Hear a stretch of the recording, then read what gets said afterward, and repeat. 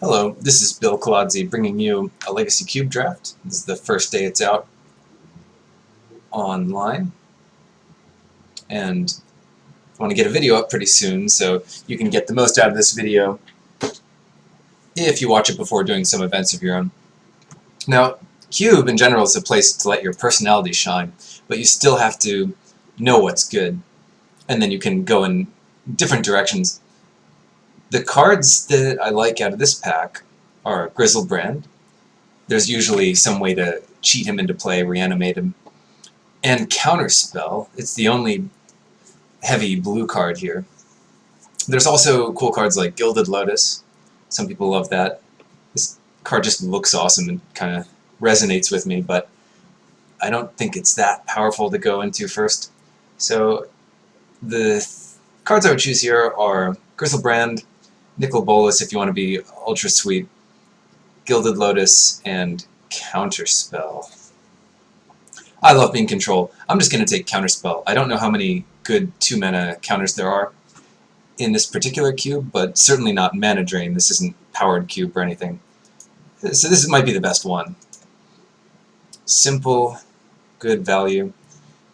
Now out of this pack, we could take a look at different things. Preordain, that's always going to be good. It's kind of hard to make a Delver of Secrets deck when you can only possibly get one of him, and then you might not end up with so many ways to flip him. So you have to reveal instant or sorcery, blindly most of the time. But there's Preordain, which kind of works well with Delver of Secrets. Watery Grave for good mana. And then some control options like Gideon Jura. That could be correct. I want to cut blue really hard though, and Preordain's one of the better options. I haven't really looked what's in this particular cube, but Preordain might be one of the better options if Brainstorm and things are missing. Dissolve, another counterspell. Now, 3-mana counterspells get a bit worse, but you still need a way to counter things. There's also Isochron Scepter. That is a combo with Counterspell. You can imprint Counterspell and keep using it over and over again. It's a little early to take it, though. You need more than one thing to exile with it to make it good, because the chances you draw exactly those two in a game are pretty low, even if it is very strong. You're not just going to save your Counterspell until you draw Isochron Scepter. Yeah, I like staying just on the mono blue plan. Looter is okay, but Looter's more of a combo card. In control you want all your lands and all your spells, whereas combo you want to find specific spells. Mimic that, this is a bit different one. So what does this do? Okay.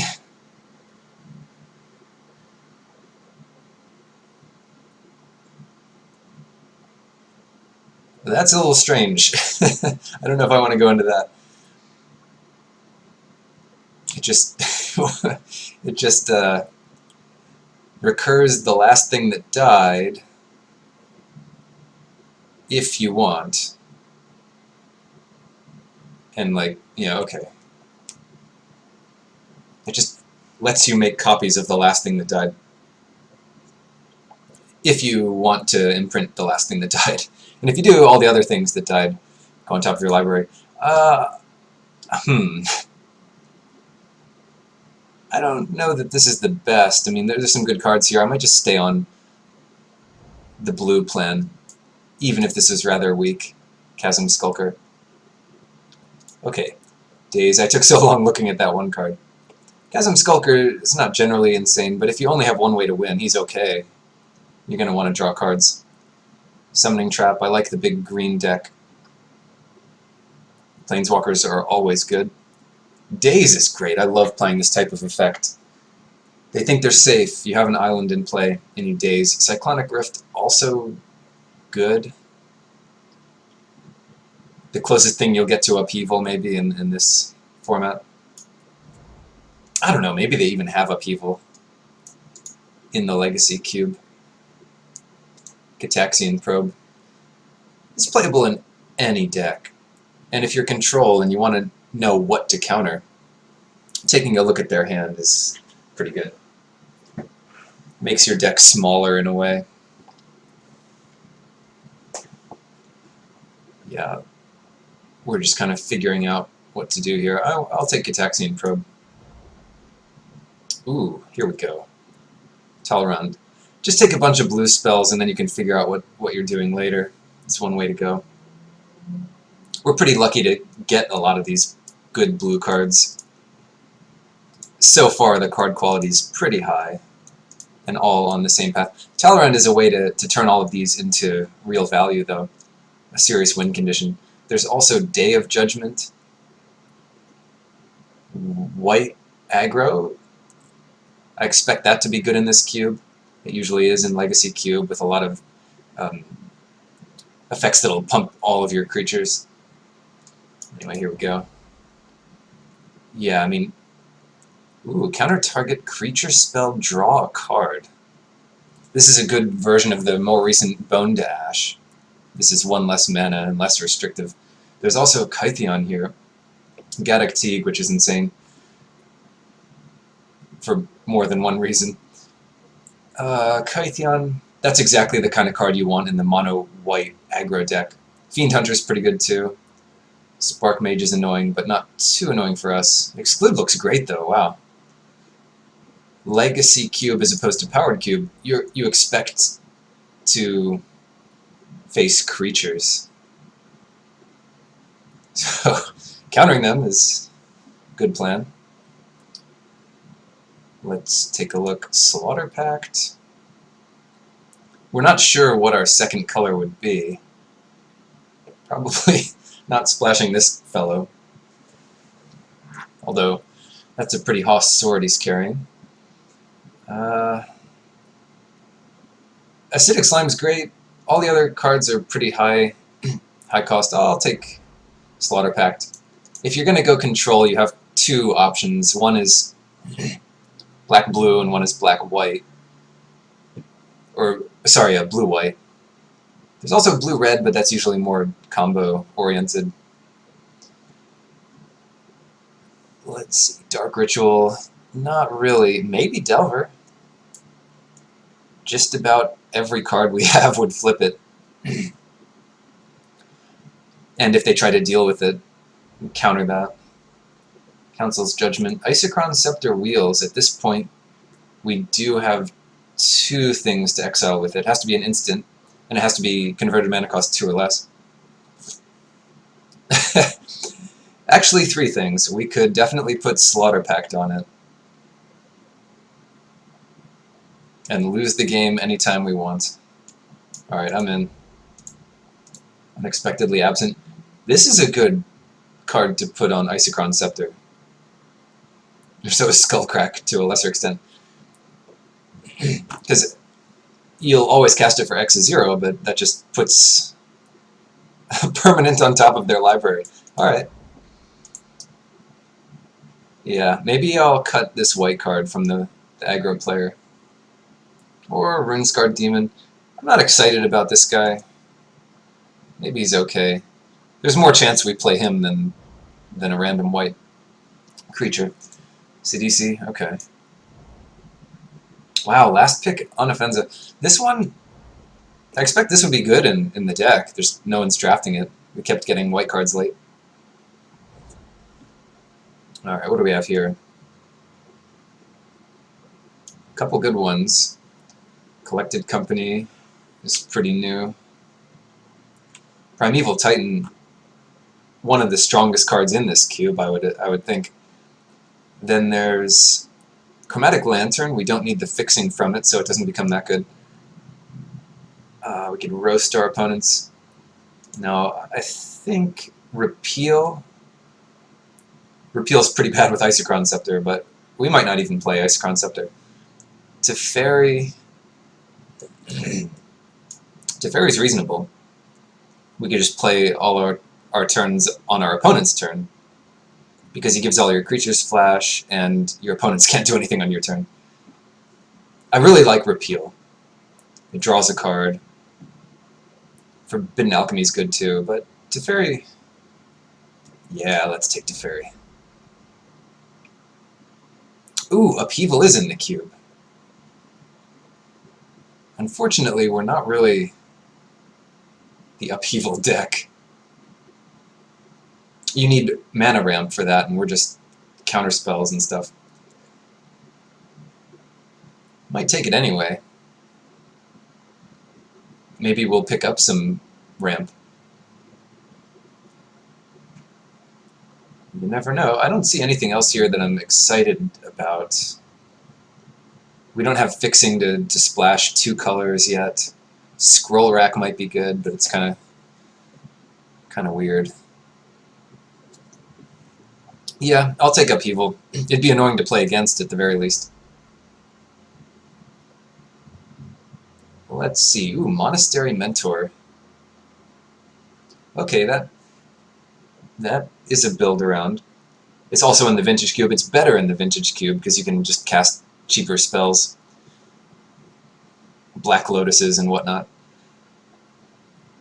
Arid Mesa is a good one. Eureka's kind of fun. Faith's Fetters, also very strong. Unburial Rites, good for the Griselbrand player, although we passed Griselbrand to the left and this guy passed it to the right. Old Griselbrazzle. What do we have now? Well, it looks like we want to be more white than black, even though we have these 3 black cards. Monastery Mentor. Monastery Mentor is a nice one. Chasm Skulker. Okay. Stormtide Leviathan is legit, I think. But at this point, we don't have any fixing at all.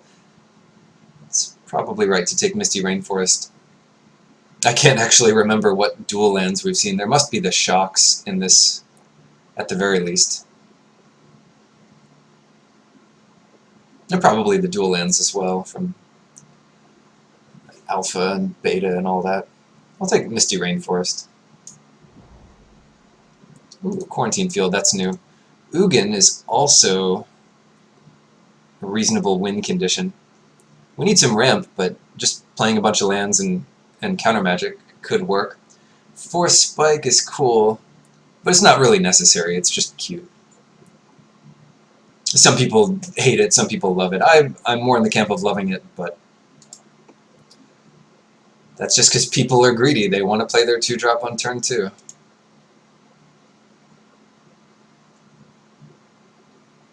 And it's better with a card like Force of Will or something to pitch to it.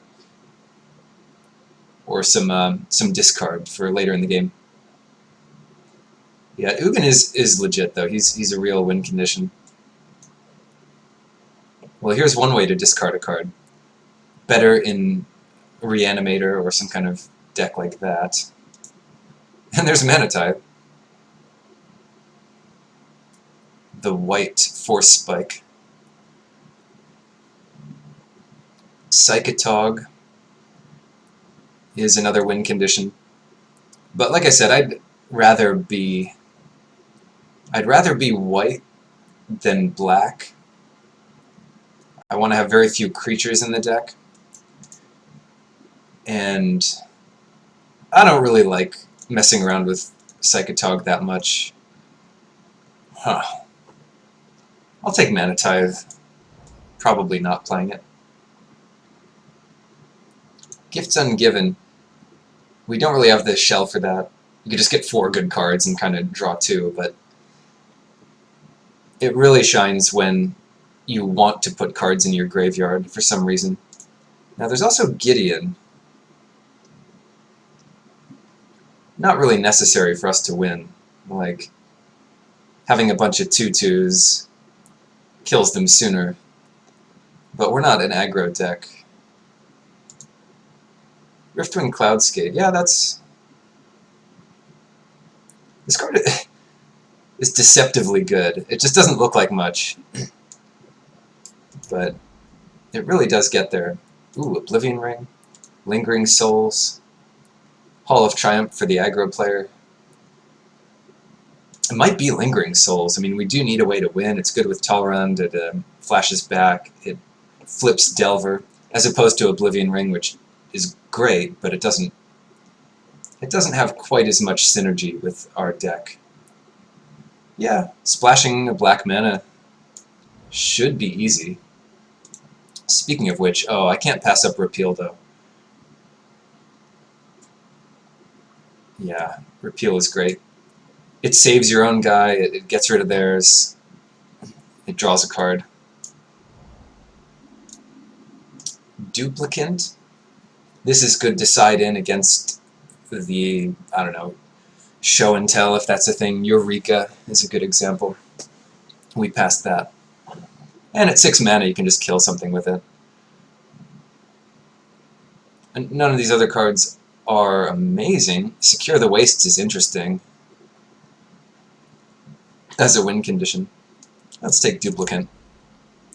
Faith's Fetters is back, so is Eureka. No one's going for it. I'll take Faith's Fetters. Given that we're being white, this card shuts down a lot. It shuts down Planeswalkers, which is the big thing. Alright, at this point we have Leviathan and Raise the Alarm. Raise the Alarm is one of those combos with Isochron Scepter. You just get 2/2 soldiers every turn. And it's protected from Ugin because it's hidden in the Isochron Scepter, which is colorless. Soulfire Grandmaster, yeah. That's kind of the lock when you pay 4 and return your counterspell to your hand. Giving our spells lifelink doesn't seem great, but you never know. Bouncer's great, again, like I said, but I don't like it. And that's enough. That's enough reason not to take something in cube. Whenever someone plays it against me, they know what they're doing, and it works out really well for them. Ooh, Sphinx. Emrakul is a little bit ambitious, shall we say, for this deck, but Consecrated Sphinx is right up there. For us, some other good ones here. Koth for the mono-red deck. Swords. Premium removal. Brainstorm is fine, we have 1 fetch. Consecrated Sphinx, though, it's just worth it. I mean, 6 mana, if they can't kill it immediately, it is a 3-for-1. You draw 2 cards, and they kill it. Or it lives, and in either case, it's at least a 3-for-1. Ooh, Legacy's Allure. Yes, this is a very cheap, very efficient mind control. Oust is decent. If there was better fixing here, I'd consider it.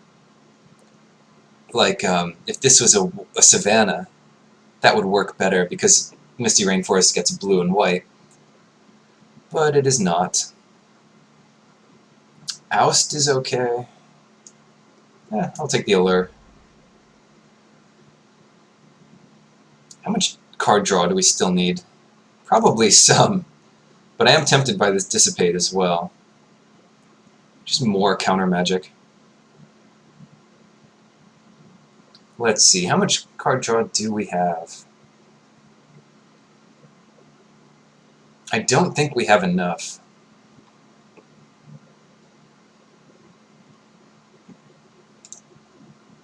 Yep, gotta take this stroke. Might regret that later, but we do have 1 3-mana counterspell already. Now we can look to make some cuts. I probably don't start Duplicant. Upheaval can get out of there.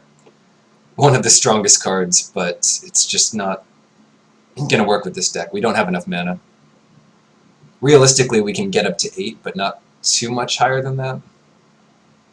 I love the art on this. I heard this is a real person who posed for this art. It's kind of cool. Venser. Venser combos with Cloudskate, Faith's Fetters, Isochron Scepter, not really. And that's about it, because we're mostly spell-based. I like this card, but we're not really built for it. Tanglewire. It combos with Tanglewire. Into the Royal, on the other hand, that's more card draw, and it's also cheap. So let's see, it's another combo with Isochron Scepter. And that's about all I see here. City of Brass.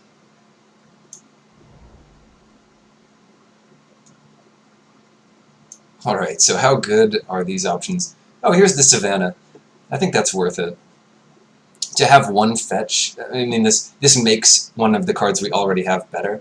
We don't need Whirler Rogue, as good as that might be. We're not aggro for the Ifrit. Geist is fine, but we don't have a way to push it through besides countering something, in which case it doesn't matter what we have, we'll just attack with anything. This becomes better if you have equipment or some way to pump them up.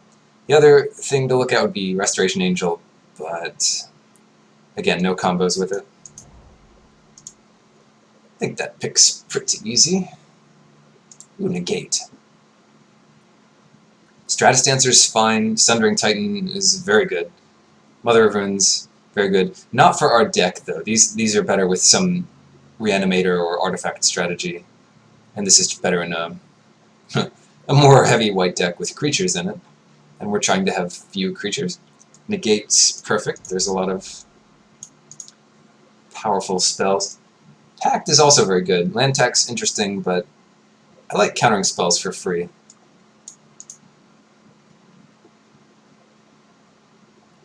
Okay, things we might not need. Ooh, Pestermite? Ooh, Sneak Attack? Well, I didn't see... I mean, if there's Pestermite, there must be Kiki-Jiki or Splinter Twin in the cube somewhere. What am I more afraid of? I think I'm more afraid of Sneak Attack. If this resolves, we can never counter a creature that comes down, be it Emrakul or some Titan. And I'm not looking to pick up a card for our deck here, we still have a bunch of cuts to make. Yeah, so it's just which one we're more afraid of losing to. Probably Sneak Attack.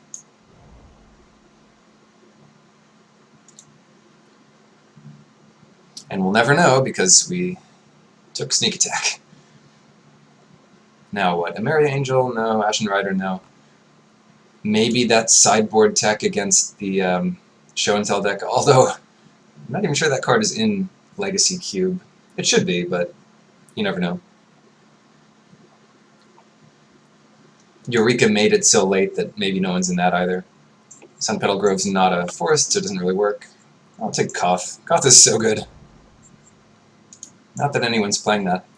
We even considered taking Oust, and we'll take it now. I'm not excited to main deck it, but it could be good in a lot of matchups. Spear. This is the kind of card that's great with the mono-white aggro deck. Easily could have been in that deck.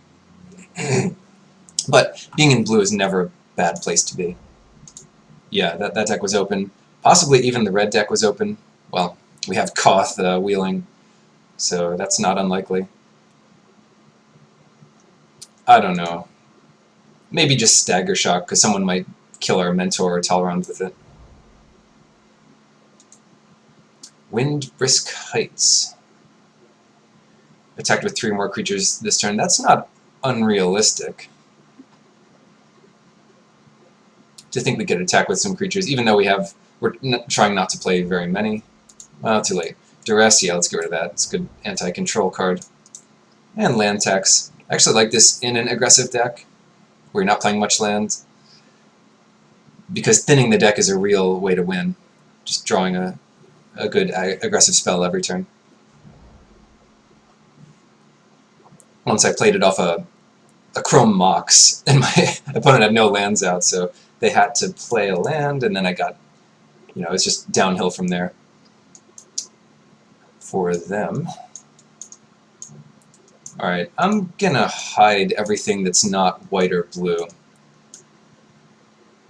Even Slaughter Pact, because that's just not... I mean, you're not gonna win before you have to pay for it anyway. Alright, let's kind of sort things by curve a little bit. Again, good sideboard cards. Take the lands out for now. Pact is a 5-drop. Unexpectedly Absent. I'm not sure we want to play Isochron Scepter. What do we have that works with it? Counterspell, Negate, Into the Royal, Daze, which is pretty bad combo with it. Unexpectedly Absent. I was saying maybe we cut the Scepter and the Raise the Alarm. We just don't need them. Chasm Skulker might also be a cut. I want to restrict our cards to the ones that are win conditions, like Delver, Soulfire, Monastery Mentor, Face Fetters.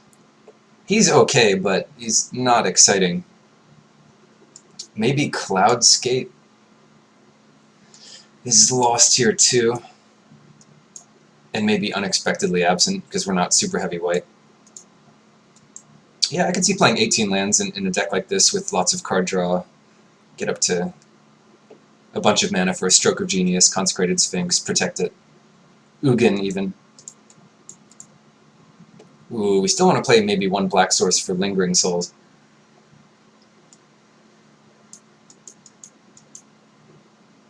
Let's see. What's still on the table? Yeah, Chasm Skulker is just one of the weaker win conditions, so I'm taking that out. Lingering Souls. Yeah, Upheaval, no ramp for it.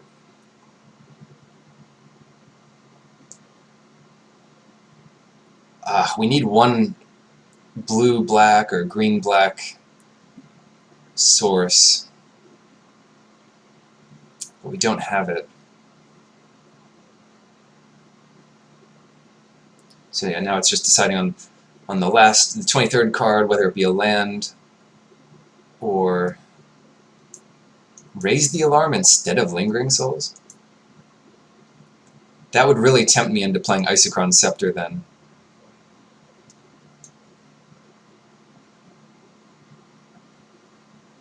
Alright, how does this read? When you cast a non-creature spell, put a thing on the battlefield, and this says you may cast the copy without paying its mana cost.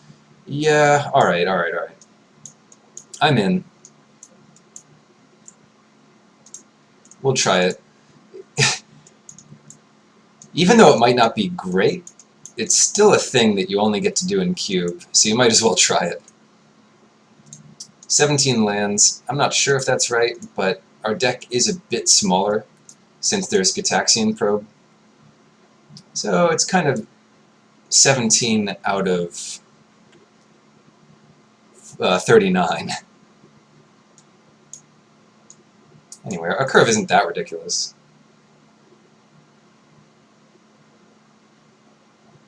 Yeah, this could be fine. It's an awful fair-looking control deck. How many white sources? Well, at least 4. 17 blue cards. A couple double blue. So let's take out maybe 2 for that. And that should be enough white sources. That's 6. So we can take out a Plains for Windbrisk Heights. There's not much drawback to playing Windbrisk Heights. 11. Alright, that's 12 blue and 6 white. That's plenty. I think that's plenty for everything. It might even be too much white, but yeah, actually I do think it is too much white. Alright, I'm going to take out 1 Plains and put in 1 island. So now we have 5 white sources and a bunch of blue.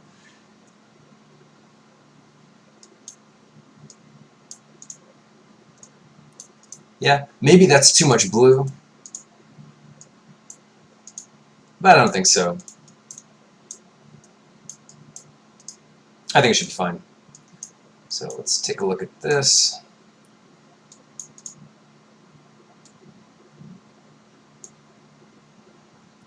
Alright, I like to take a screenshot of the deck for future reference. Alright. And I'll be back with round 1.